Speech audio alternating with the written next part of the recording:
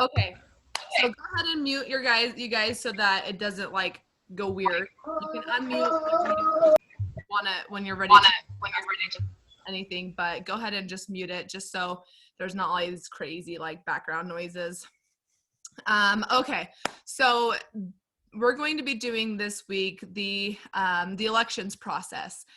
I usually don't do it at this point in class, but because we've been kind of going slow with 2 days a week, and the election's happening next week, I decided that we're gonna get on it so that we can, so you guys can be ready, just in case you have any communications with anybody. For those of you who are already 18 and who are able to vote, if you have not registered, you can still register.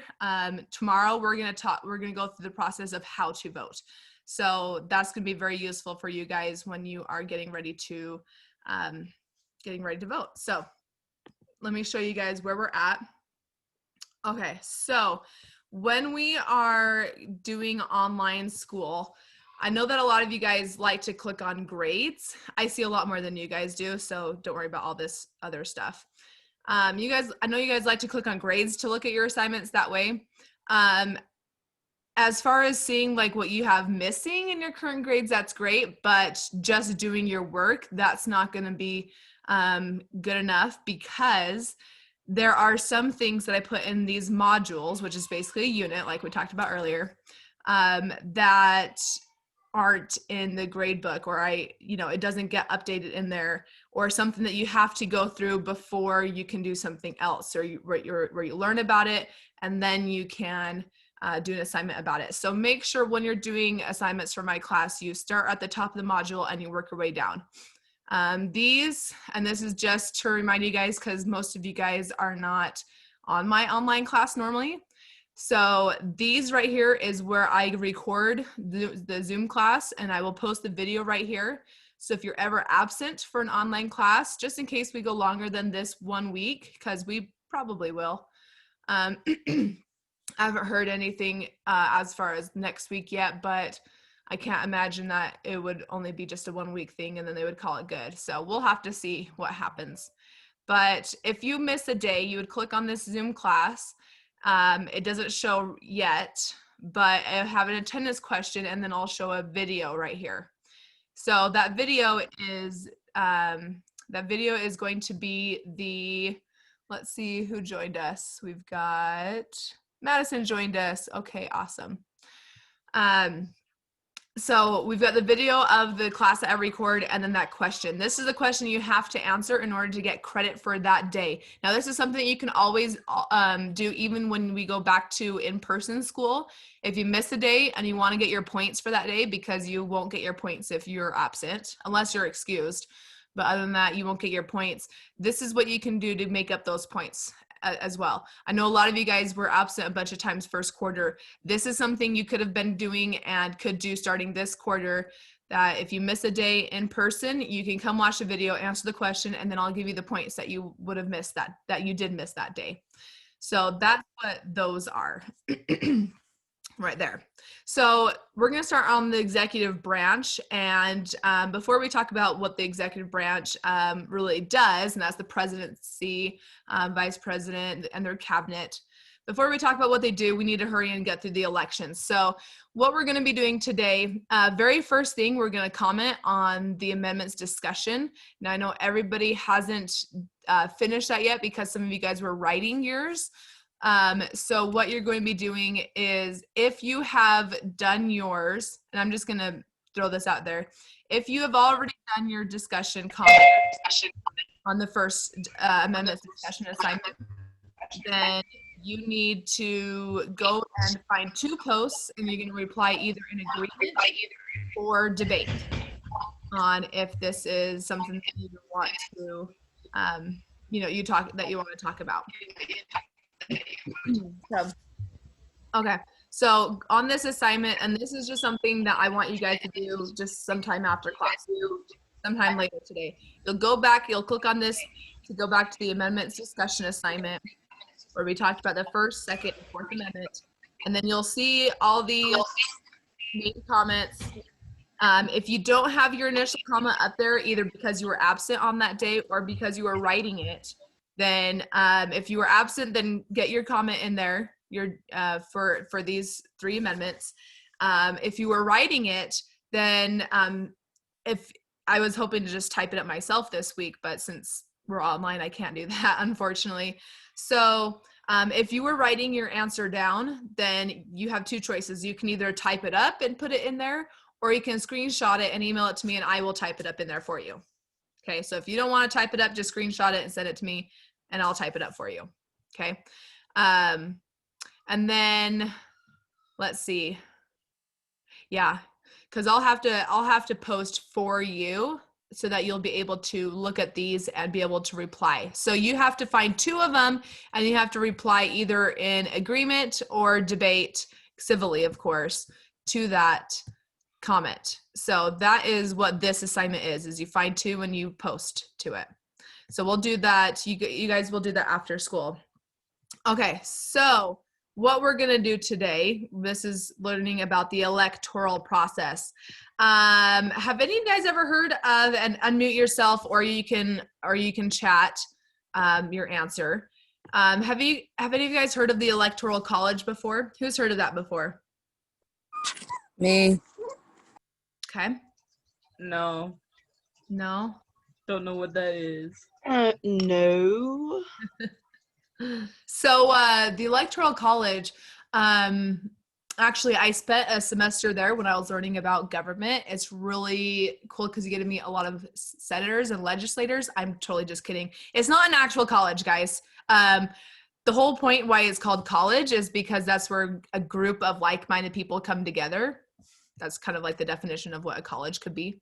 It's not a real actual college. So the Electoral College is basically the process of how the president is elected. Now we all we've talked about how the legislative branch is elected by a popular vote, and we do a popular vote when the president is going to be elected. But this is going to explain that it kind of is how we vote for the president, but kind of not. This is going to explain how the president is elected. Okay. So I'm going to make this large here and we're going to watch this video that's going to explain what the Electoral College basically does. Do you know where I can find the Electoral College? Oh my gosh, are you kidding me? It does this every time. Skip that. No, I'm from Tennessee. George W. Bush is the winner of Florida's 25 electoral votes. That's not fair at all. Get over it. It's so old by now. The Electoral College is simply an antique. It's obsolete. Electoral dysfunction. Where's the pill for this affliction? I'm Mo Rocca. Today, Electoral College 101. Ladies and gentlemen, please welcome Indiana's electors and the alternate electors. I do. The Electoral College was created after a summer that the Founding Fathers spent scratching their heads and trying to figure out how to choose a president. One thought was to have Congress choose the president. And they thought, no, that would make the president too dependent on Congress. There were a few people who said, let's have a national election. But that was opposed partly because it was felt that people wouldn't know the candidates. It's a rural country spread out. The other reason against a popular election was that it would have given less power to the slaveholding South. So they came up with this idea of having an indirect election where electors and then the electors. Can you adjust the volume? Sorry, Sounds yes. good in theory, but in practice. Yes. I will sure try. I think I have it up as loud as I can, but oh my goodness, I can hear my kids screaming. Let's see. Microphone.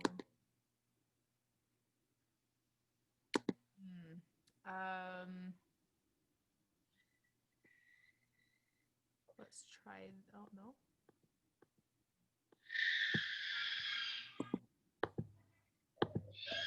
Okay, so let's try this. I'll back up just a little bit. Let's try this and let me know if it's not good. And then the electors choose the president. That's better.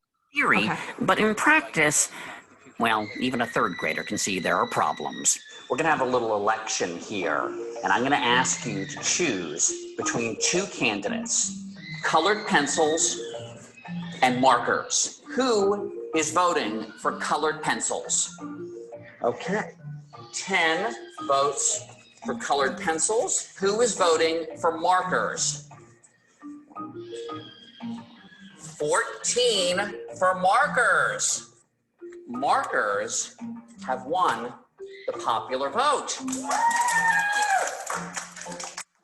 And now we're going to have the real election. Naturally, they were disappointed. They thought we just had the election. But now it was time to work these young minds by introducing them to the Electoral College. So we broke the class into 5 tables or states. The majority at each table, either markers or colored pencils, would get the table's 1 electoral vote. Of course, in real life, states have varying amounts of electoral votes, depending on the population. Table 1's elector, how do you cast your vote? Markers. Table 2's elector, how do you cast your vote? Markers. Table 3's elector. Colored pencils. In the end, the whole election came down to 1 state. Table 5's elector. Angel, come on down. This is it, guys. This will decide the whole thing. Elector, how do you cast your vote? Colored pencils.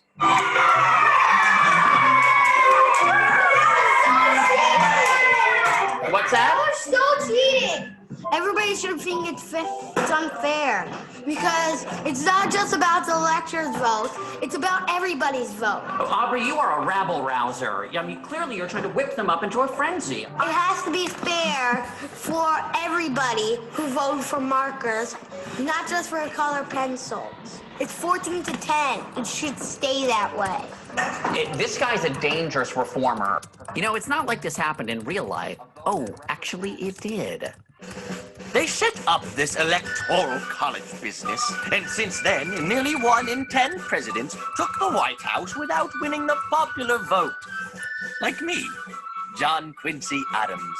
I'm George W. Bush, and I like to think of myself as the education president, starting with my favorite college, the Electoral College. That's in Florida, right? The key thing that frustrates people about the Electoral College today is that it sidelines and marginalizes 2/3 to 3/4 of the whole country. Okay. So I want to pause there for a second. Talk about kind of break that down to what it is. So basically every state, they will vote for the president who they want to win. Okay. And in each state, whichever state gets the most, or whichever candidate gets the most votes in that state, all of their electoral votes will go to that person. Even if the state was 51%, let's say 51% Biden and 49% Trump, Biden would get 100% of the electoral votes, not 51% of them, but 100% of them. So I'm going to show you. Biden 2020. What was that? Biden. Well, we'll see what happens. Right here. This is actually going to be part of your homework assignment over the weekend for election night that I'm trying to put into an assignment still for you. But if you guys look at this map right here, this is a map of all the electoral votes every state has. We have 6. So the way that they determine the number for your electoral votes is you get basically the number of your representatives in Congress for your state. Every state has 2 senators because in the Senate, everybody's represented equally. We already talked about that. So everybody already gets 2 senators. And every state already has at least 1 representative, but your representatives is according to your population. So that's why Wyoming and these other states right here, they have 3 because they have 2 senators and 1 House of Representative member. If it were just according to their population, they would have like 1. But I mean, we talked about how Congress was set up, how it was half of it was equal, half of it was by population, and that's the way that we chose to balance it, because if we did it only by population, it would put too much power in the hands of the states that had a lot of people, and small states wouldn't get a fair say. And if it were purely equal, then those big states who had most of the population, they wouldn't be able to, you know, have their votes really count for a lot, because I mean, they have a lot of the people, and it's like they don't even care, you know, it's like they don't matter. So Congress was like a compromise, right? The Senate and the House of Representatives, it was a compromise of how to make it fair for the small states and the big states. So that's the same way that the Electoral College works. We have in our state 6 electors, which means that we have 2 senators and we have 4 House of Representatives. And that's how many congressmen or senator, or let's see, yeah, there we go, congressmen we have from our state.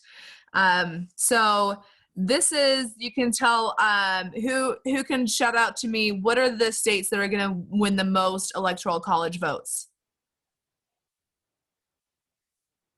California and Texas. Definitely. So those are the number 1 and number 2. Okay.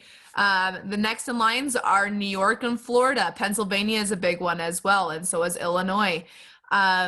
California is historically a blue state, a safe state. Now, what I mean by safe state is usually and you can see on this map right here, you can see that some of these blue states, dark blue states, these are historically always Democrat. And these red states are historically always Republican. So, you know, California, we know we're pretty darn sure that those 55 electoral votes are going to go to the Democrat Party. And we're pretty darn sure that these 38 Texas votes will go to the Republican Party. Florida is a swing state, meaning that it could go back and forth between Democrat and Republican. It does that often, same as Illinois, same as Pennsylvania. New York is typically a Democrat state. So when they're trying to anticipate who's going to win the election, they look at each of these states and they say, okay, is this more Republican or is it more Democrat? Colorado is more Democrat. So we can say, okay, well, they'll probably get those 9 votes. So that's how, that's kind of how the Electoral College works is, so in Utah, when we vote, whichever political party we vote most for, whoever gets the majority votes, whether it's Republican or Democrat, then that party will get the Electoral College votes. So basically in state of Utah, let's say, we're going to take turns to make things fair between Biden and Trump. So this time it's Trump.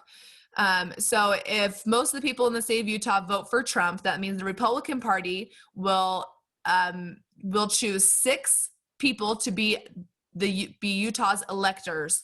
And these 6 electors will go to Washington, D.C. in December and will vote for president.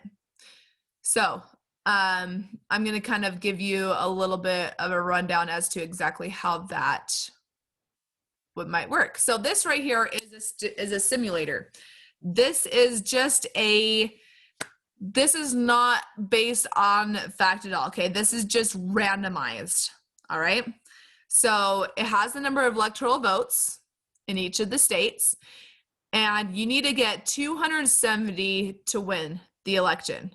So all of these numbers, you have to get enough states to add up to 270. That's the magic number, 270. So this line right here, whichever person gets there first, makes it to that line, will be the one who will win the election. So let's see what could happen randomly. So let's see, as states come in, if they come blue or red, you can see they get more and more Electoral College votes. And you have to get at least 270 to win. So this is completely randomized. Every time I do this, I get a different answer. So each vote, this is what's going to happen on election night. Each of the state, when you watch the news, each of these states will turn blue or red, or it'll turn a different color for a third party if they win. But usually they don't. So it's usually only Democrat or Republican. So they'll turn either blue or red according to who gets that state's Electoral College votes. Okay. So this is completely randomized. Some of the safe states are obviously red or blue. This one's a pretty safe state, but it's blue in this one. So that's why I said it's completely randomized. It'll be different every time. But that's what's going to happen on election night. As time goes on, as that night goes on, it'll turn red or blue. Now this year, it's going to be a little bit different this year just because of the coronavirus. We're going to have a lot of votes coming in by mail a little bit later after the election. So because we have votes coming in after the election, on election night, we might not for sure know who's going to have the presidency until a few days after election night. Now, election night is November 3rd. That's what election day is. And that night is when they start counting up all the votes. But because there's a lot of different rules in different states this year because of the coronavirus, because they're allowing extra time for those mail-in votes to come in, it might take even up to a week after election night to figure out who actually is going to be the president. So on election night, whoever wins, on election night may not actually be the real winner. Okay, so next thing I'm going to show you guys.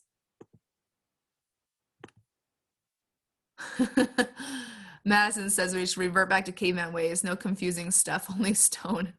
Yeah, things would be a lot easier, right? So if you want to run for president, and we're going to talk a little bit more, actually, let's see. I want to do one more thing about the Electoral College before we move on.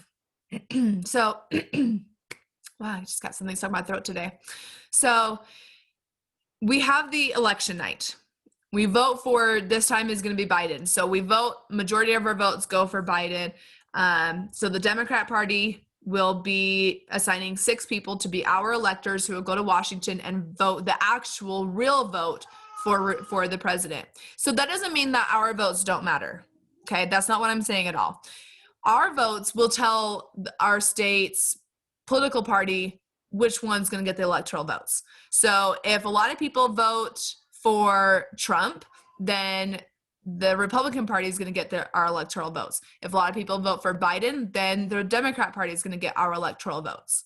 So a lot of people say, oh, it doesn't matter if there's an electoral college, what people say, it's not going to really matter. Well, it does matter because let's do a poll. Let's see. Oh, nope, that's going to take too long. Yeah, that'll take too long. We won't do an actual poll on here, but let's have you guys tell me what you think. How many people, what percentage of the population do you guys think votes in the presidential election? Just not babies. Throw out a number, a percentage, a number. 25%. 25? Wait, Too what? many. The percentage of how much of the population votes? Mm-hmm. I'm going to say 85. 85? 62%. Okay. Actually, I don't know. I bid 70. I feel like about 75 or around there. A lot of people do talk about voting, but half of them don't even know how to vote. It'd be 60. Yeah, that is so true. Okay. I love voting, can't vote. Yeah, some of you guys can't vote. I don't know how to vote. Okay. I don't know how to vote. I'm baby. I'm actually going to show you guys the ballot tomorrow, the actual ballot. Ooh. I haven't filled mine out yet because I wanted to show it to you guys. And we're going to look at that and talk about how to vote tomorrow. So we'll get to that tomorrow, okay? So the percentage of Americans who are eligible to vote, to actually vote, 30%. So it's definitely... What? No, I was diggity darn close. Mm-hmm. Yep. Yeah. And the reasons, when they do polls as to why people don't vote, a lot of the reason, the top reasons that people give for not voting is they say that my vote's not going to matter, or they say, I'm not at home, so I can't vote, or I don't have a good way to get to there, like transportation to the polling places. So we have some issues, right? If people think that they don't, if they can't get there, then we need to find ways that maybe the polling places could have people who will come to you, you know, if you, or create more polling places, or like some states have done, they do absentee voting. That's what our state does. If you register to vote, then you will get a ballot mailed to you. We have a process with our ballot that you have to sign a signature because you won't be able to vote in person, and that's what our state does. It's different rules according to your state as to how you vote, but tomorrow we'll get to the rules of our state. But yeah, only 30% of people don't vote. And what some people don't understand is if 30% of Utah vote, so because historically Utah has been a Republican state. There's been a few times that we have voted Democrat, but historically we have been majority Republican. So this is the thing that I'm not sure on. If only 30% of the people vote, would we still be a Republican state if everybody voted? You know, No. we might not. One thing to keep in mind that in the cities, and there's a whole bunch of reasons why, but we won't have time to get into them today. But in the cities, they tend to vote more Democrat, and in the country or the rural areas like our own, they tend to vote more Republican. The hillbillies. Yes, the more hillbillies, you know, okay. In a brief way, it comes down to in the city life, there's so much competition. There's so many people that people feel they need government to help them have a fair shot in life, because there's so many people that they could be easily knocked down for the next person. So they need government to help things be more fair and equal. In the country, that's not as necessary. In the country, people tend to feel like they want government to leave them alone and let them live their life. Country have more of an agrarian lifestyle, meaning farming lifestyle. And that's the lifestyle that we had at the beginning of our country. And guess what? They wanted government to leave them alone. That's something that has never gone away. People who are in the country have always wanted the government to kind of just stay out of their way and let them live their life without all these rules and mandates and telling them what to do. Because, you know, they're just in the country and they want to just be left alone, and they don't like the hectic and the craziness of the city. So that's why all the states that have lots of city centers tend to be more Democrat, and all the states that have lots of rural country areas tend to be more Republican. So next thing I'm going to show you guys, or actually first, how do you guys feel about your understanding with the Electoral College? Do you feel good? Like, I understand how it works, or or is it not so good? So how do you guys feel right now? Old people go there. It makes sense. I don't know. That's all I have to say. Goodbye. It makes sense, but I don't think I could explain it. Okay. I will not answer for Laylee. To the bathroom. Well, thanks. And you can explain it to her later then if she missed that part. But basically, I mean, when we vote for on November 3rd or before November 3rd for mail-in ballots, we vote indirectly for the president. We vote, and whichever political party gets the majority of the votes in that state, they get to assign their electoral votes to that person. So going back to that map again. So each of these states, whenever they vote, so let's say Illinois, right here, if the majority of the votes go to the Democrat Party or the Democrat candidate, then all of their 20 votes go to the Democrat candidate, and they will vote for Biden. Technically, electors don't have to, but because if the Democrat Party wins the state, they're not going to sign an elector who will vote Republican, right? That's just stupid. So that doesn't ever happen. There is, though, these two states. These are the only two states, Nebraska and Maine, who actually split the electoral votes according to the population. So all of these states, whoever gets the majority of the votes, they get all of the electoral votes. So the numbers on this map, if they get the majority of or this map, if they get the majority of the votes in that state, then they get all of the electoral votes, all 10 of them here, all 6 of them here, all 10 of them here. Even if it was only 50 or 51, 49 here, they still get all 10. The only ones that split it is Nebraska and Maine. They're the only ones who split their votes.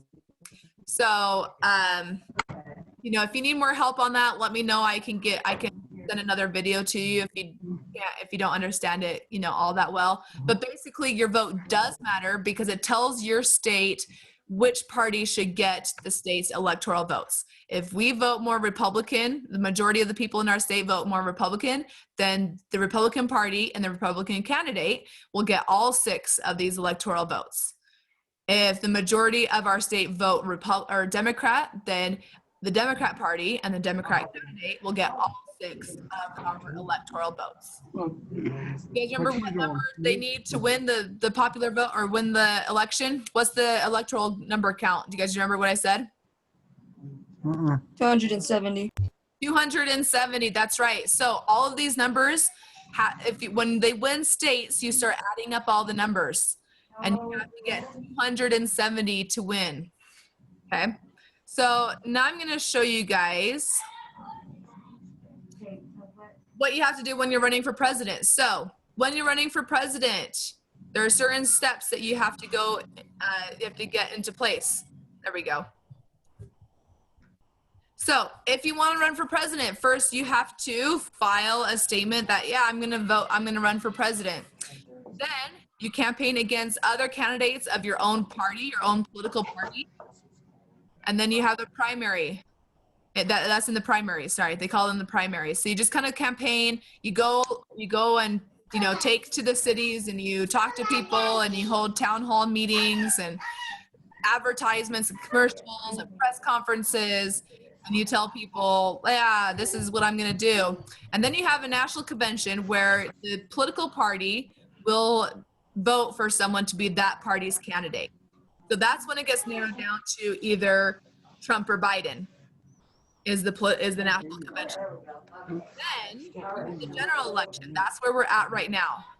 Is we're going to vote to see where our electoral votes are going to go, Democrat or Republican. That's what the general election on November 3rd does. We vote to see which party will get our electoral votes from our state.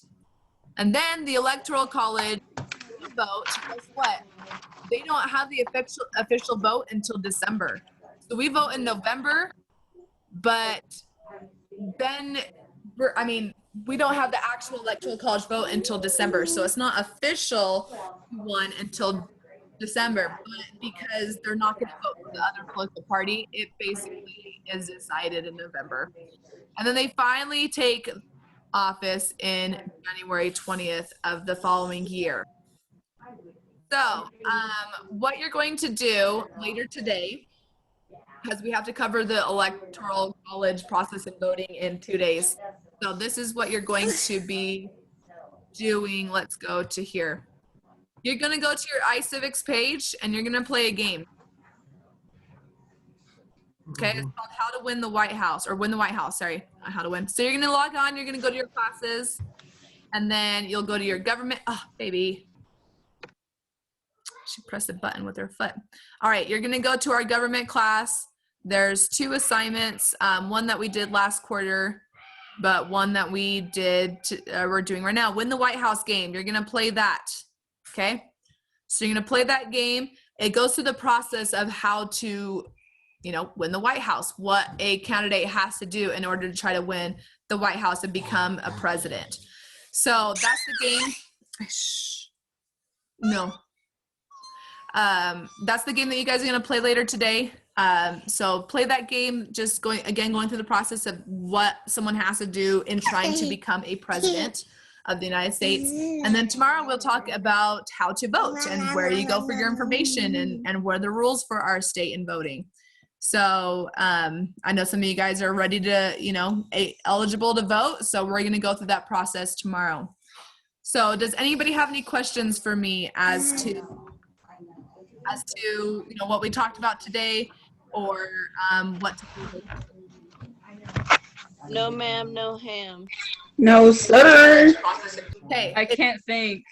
Okay. If you don't have any questions, go ahead and log off and play that game today. So just do it by the end of the day, and that'll be fine. And then we'll see you tomorrow. If you have questions, stay on. Rylan, stay on for a second since you joined us late. If you have any questions or missed part of class today, stay on for a second. But if you don't have any questions, then you can jump off of Zoom and play the Win the White House game. And we'll see you tomorrow. Okay, peace, to Grease. Bye. Goodbye. Look at my icon. Yep, I see that. It's perfect for Halloween. He's drinking the soda. Yep. Is the actor. Yep. Okay. Child. Okay, Rylan. So I know that you just joined us. So let me show you real quick. So do we leave here and then go to our next class? Yes. Or do we just play that game too? Well, you play the game just sometime today. During class? During. During. But just do it at some time today. Go to your other class and then yeah, at some point today. Girl, where are you at? Huh? Where are you at? I'm at my house. Ew. She's got a messy face from Tiny. Later. See Madison. All right, Rylan, let me show you what you're gonna do. Since you weren't here for a lot of the class, let me actually stop recording because I don't need to. Okay.